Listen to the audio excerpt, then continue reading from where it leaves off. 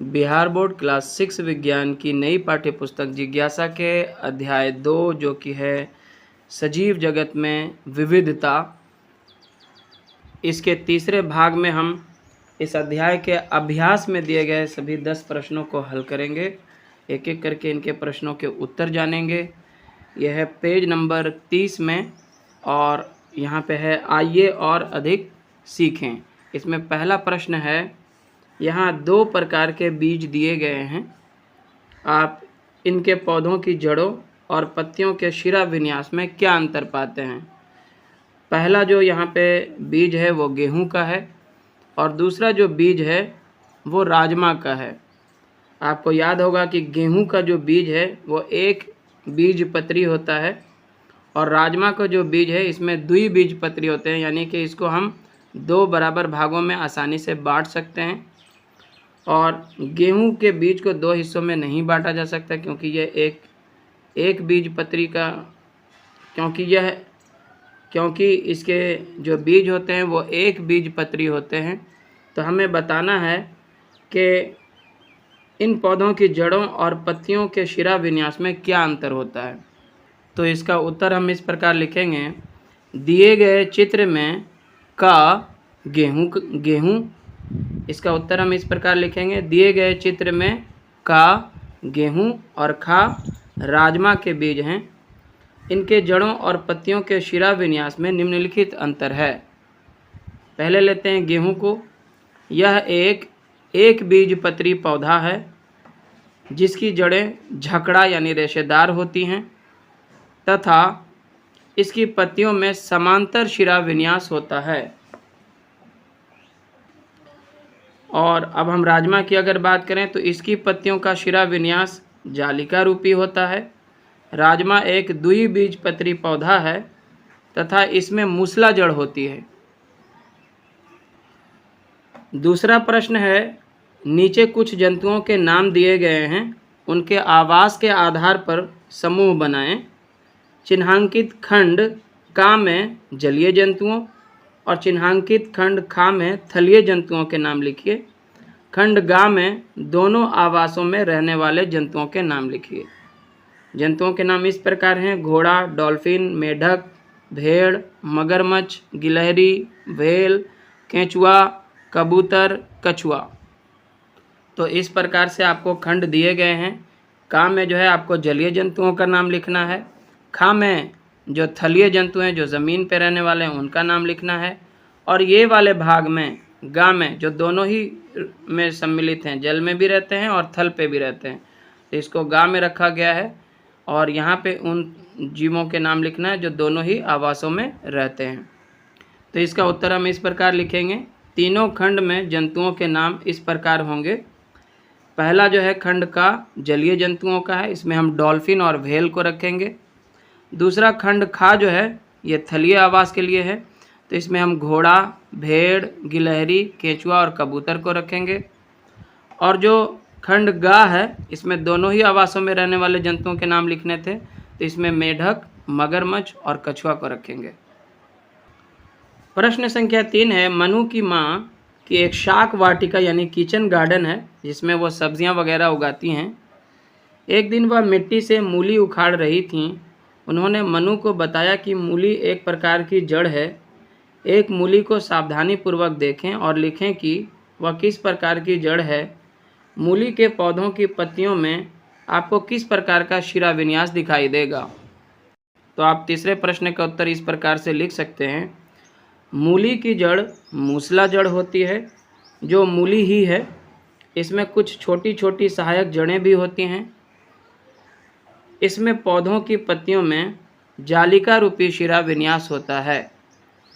जिस पौधे की जड़ मूसला जड़ होती है, यानी कि एक ही मुख्य जड़ होता है जिस पौधों में, तो उसके पत्तियों की जो शिरा विन्यास है वो जालिका रूपी होता है, यानी कि जाल जैसा फैला होता है। उसकी पत्तियों में जो वेनेशन है, जो शिराएं हैं, वो जाल के जैसे फैली होती हैं।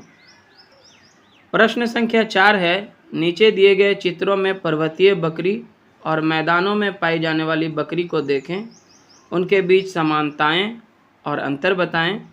साथ ही यह भी बताएं कि इन अंतरों के क्या कारण हैं। तो यहाँ पे आप पर्वतीय जो बकरी है इसको देख पा रहे हैं कि इसके शरीर पर जो है काफ़ी घने बाल हैं और इसके खुर में भी अंतर है। और वहीं जो मैदानी क्षेत्र में पाई जाने वाली बकरी है, यहाँ पे आप देख सकते हैं इसके शरीर की संरचना थोड़ा इससे अलग है। इसके शरीर पर बाल भी कम हैं। इस प्रश्न के उत्तर में हम सबसे पहले समानताएं बताएंगे। समानताएं दोनों में क्या है? तो दोनों बकरियां शाकाहारी जीव हैं तथा पौधों पर निर्भर रहती हैं, तो ये एक समानता है। दूसरा समानता यह है कि दोनों का शरीर बालों से ढका रहता है। और तीसरी समानता हम यह लिख सकते हैं कि दोनों स्तनधारी जंतु हैं, यानी दूध देने वाले हैं और अपने बच्चों को दूध पिलाते हैं। अंतर की अगर बात करें, विभिन्नता की बात करें, तो पहला पॉइंट हम लिख सकते हैं कि पर्वतीय बकरी का शरीर घने और लंबे बालों से ढका रहता है, जो उसे ठंडे पर्वतीय क्षेत्र में गर्म रखने में मदद करता है। और वहीं मैदानों की जो बकरी है गर्म और समतल क्षेत्रों में रहती है, इसलिए उनके शरीर पर कम बाल होते हैं ताकि वह गर्मी से बच सकें। और इन अंतर का कारण क्या है?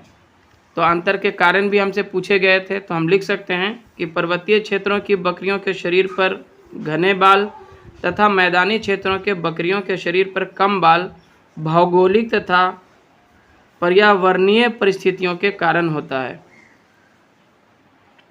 क्योंकि वहाँ पे जो स्थिति है अलग है, वहाँ की भौगोलिक स्थिति अलग है। वहाँ पे ठंड ज़्यादा पड़ती है और मैदानी क्षेत्रों में जो है गर्मी ज़्यादा पड़ती है। तो पर्यावरण की स्थिति अलग होने के कारण ही उनके शरीर की जो बनावट है उसमें अंतर पाया जाता है। क्वेश्चन नंबर 5 है, पाठ में चर्चा की गई विशेषताओं के अतिरिक्त किसी अन्य विशेषता के आधार पर निम्नलिखित जंतुओं के 2 समूह बनाएं। यहाँ पे जंतुओं के नाम है गाय, तिलचट्टा जिसको हम कॉकरोच भी कह सकते हैं, कबूतर, चमगादड़, भेल, कछुआ, मछली, टिड्डा, छिपकली। तो पाठ के आधार पर हम इन्हें जो है थलीय, जलीय या फिर दोनों ही जगह रहने वाले जीवों के रूप में भी बांट सकते हैं, या फिर कौन सा जीव किस प्रकार के भोजन करता है उसके आधार पर भी बांट सकते हैं। लेकिन यहाँ पे कहा गया है कि पाठ में चर्चा की गई विशेषताओं के अतिरिक्त किसी अन्य विशेषता के आधार पर जो है आप निम्नलिखित जंतुओं के 2 समूह बनाएं। तो इसके उत्तर में हम इस प्रकार लिख सकते हैं, 2 समूह है। पहला है उड़ने वाले जानवर और दूसरा है ना उड़ने वाले जानवर। उड़ने वाले में हम कबूतर, चमगादड़, कॉकरोच और टिड्डा को रखेंगे, और ना उड़ने वाले जानवर में हम गाय, कछुआ, भेल, मछली और छिपकली को रखेंगे। प्रश्न संख्या 6 है, जनसंख्या के बढ़ने और मनुष्यों द्वारा अधिक सुविधाजनक जीवन की चाह में विभिन्न आवश्यकताओं की पूर्ति के लिए वनों की कटाई की जा रही है। यह हमारे आसपास के परिवेश को कैसे प्रभावित कर सकता है? आपके विचार से हम इस चुनौती का निदान कैसे कर सकते हैं? तो इस प्रश्न के उत्तर में हम लिख सकते हैं, वनों की कटाई का हमारे परिवेश पर प्रभाव। पहला प्रभाव हम लिख सकते हैं कि जैव विविधता को जो है नुकसान हो रहा है। दूसरा, जलवायु में परिवर्तन।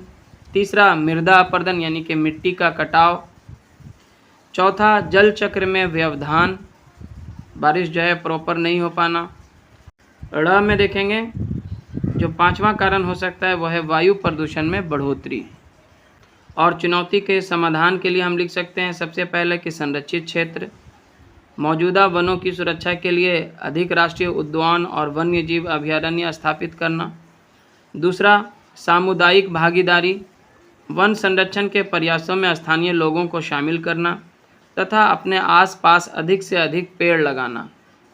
ये सारी चीज़ें करके हम इस चुनौती का समाधान कर सकते हैं। प्रश्न संख्या 7 है, फ्लो चार्ट का विश्लेषण करें। इसमें का और खा में कौन कौन से उदाहरण हो सकते हैं? तो यहाँ पे फ्लो चार्ट यहाँ दिया गया है। जैसे पौधा है, क्या इसमें पत्तियाँ हैं? हाँ लिखा है। क्या इसमें जालिका रूपी शिरा विन्यास है? हाँ है। तो जिस पौधे में पत्तियाँ हों और उसके जालिका रूपी शिरा विन्यास हों तो उसको हम का में रखेंगे, और जिन पौधों की पत्तियों में जालिका रूपी शिरा विन्यास नहीं होगा उसे हम खा में रखेंगे। तो इसका उत्तर हम इस प्रकार लिख सकते हैं, समूह का के उदाहरण, ये वे पौधे हैं जिनकी पत्तियों में जालिका रूपी शिरा विन्यास होता है। उदाहरण चना, धनिया, मूली, आम। और खा समूह के उदाहरण, ये वे पौधे हैं जिनकी पत्तियों में समांतर शिरा विन्यास होता है। उदाहरण धान, गेहूँ, मक्का, घास इत्यादि। प्रश्न संख्या 8 है, राज अपने मित्र संजय से तर्क करता है गुड़हल का पौधा एक झाड़ी है। संजय इसके स्पष्टीकरण के लिए कौन से प्रश्न पूछ सकता है? तो इसके उत्तर में हम लिख सकते हैं, सबसे पहले वो पूछ सकता है कि पौधे की ऊंचाई कितनी है, क्योंकि झाड़ियाँ जो है ना तो बहुत ज़्यादा ऊंची होती है और ना ही बहुत छोटी होती है। दूसरा प्रश्न उसके मन में ये आ सकता है कि इसके तने की प्रकृति क्या है, यानी क्या इसमें अनेक तने हैं जो भूमि के निकट शाखाओं के रूप में निकले हुए हैं या नहीं। झाड़ियों में आमतौर से एक से अधिक तने होते हैं और वो भूमि के निकट से ही निकले हुए होते हैं, और वृक्षों में ऐसा नहीं होता। वृक्ष में एक ही तना होता है और एक ऊंचाई पर जाने के बाद उसमें से विभिन्न प्रकार की शाखाएं निकलती हैं। लेकिन झाड़ियों की शाखाएं जो हैं ज़मीन से ही 3-4 करके निकली होती हैं। तो इस प्रकार वो उसे कंफर्म कर सकता है कि हाँ वो झाड़ी में आएगा या नहीं आएगा। क्वेश्चन नंबर 9 है, तालिका में कुछ आंकड़े दिए गए हैं। आंकड़ों के समूह के आधार पर इन पौधों के उदाहरण का पता लगाइए। पहला है, देखिए यहाँ पे का समूह में बीज का प्रकार द्विबीजपत्री, जड़ का प्रकार जो है मूसला जड़ है। तो इसके कौन कौन से उदाहरण हो सकते हैं कि उस पौधे का जो बीज है वो द्विबीजपत्री हो और उसमें मूसला जड़ हो। और वहीं दूसरे समूह में आपको बनाना है एक बीजपत्री पौधों की लिस्ट, जिसके बीज में सिर्फ एक बीजपत्र होते हैं और उसकी जड़ें झकड़ा जड़ होती हैं। तो कौन कौन से ऐसे पौधे हैं, इसका उदाहरण आपको देना है। साथ ही साथ आपको बताना है कि समूह का के पौधों में और क्या समानताएं हैं और समूह का के पौधों में और क्या समानताएं हैं। इसका उत्तर हम इस प्रकार से लिख सकते हैं।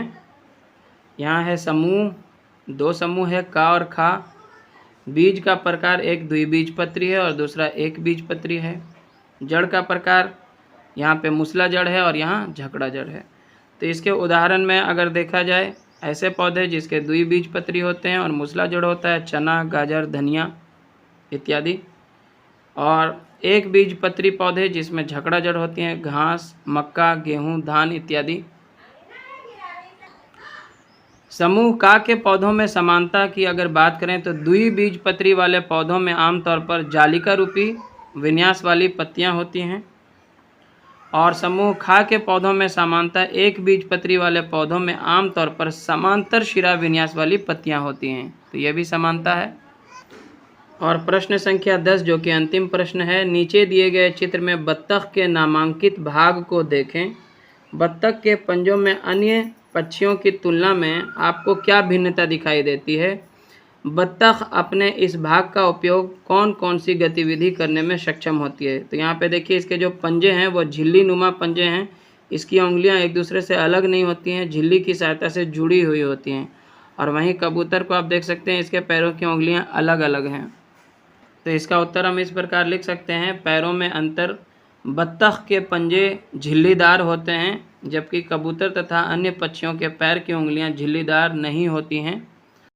जालदार पैरों के साथ बत्तख की गतिविधियों की अगर बात करें तो जालीदार पंजे बत्तख को तैरने में मदद करते हैं, और जालदार पैर जो है बत्तख को स्थिरता प्रदान करते हैं, जो उसे कीचड़ या गीली सतहों पर चलने में मदद करते हैं। तो इस प्रकार से जो अभ्यास में दिए गए सभी प्रश्न हैं, इन सब के उत्तर यहाँ पे हमने जान लिए, और इसी के साथ हमारा ये वीडियो लेसन यहाँ पे हो जाता है समाप्त। अगर आपको ये वीडियो लेसन पसंद आया तो ज़रूर से इसे लाइक करें, शेयर करें अपने सभी दोस्तों के साथ, और चैनल पे नए हैं या आपने चैनल को अभी तक सब्सक्राइब नहीं किया है तो सब्सक्राइब ज़रूर करें। धन्यवाद।